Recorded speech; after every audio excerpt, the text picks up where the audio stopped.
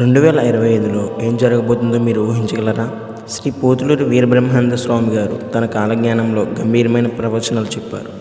అవేంటో ఇప్పుడు తెలుసుకుందాం. కాబట్టి వీడియో ఎక్కడ స్కిప్ చేయకుండా చివరి వరకు చూడండి గైస్. రాజులు పోయి రాకాసులు పాలిస్తారు, ధర్మం క్షీణించి అధర్మమే రాజ్యంలా ఉంటుంది అని చెప్పారు. మీకు అర్థమైపోయి ఉంటుంది, మళ్ళీ నేను ల్యాగ్ చేయాలనుకోవట్లేదు. నెంబర్ 2, 2025లో ప్రకృతి మార్పులు, భూకంపాలు, అపూర్వమైన రోగాలు వస్తాయని ఆయన చెప్పినట్లు విశ్వాసం. అంతేకాకుండా ఒక కొత్త వెలుగు ఆకాశంలో కనపడుతుంది, దానితో కొత్త యుగం మొదలవుతుంది అని అన్నారు. ఇది నిజమవుతుందా, కేవలం ఊహేనా? ఈ కాలజ్ఞానం మనం ఎలా అర్థం చేసుకోవాలి? కామెంట్లో తెలియచేయండి ఒకసారి.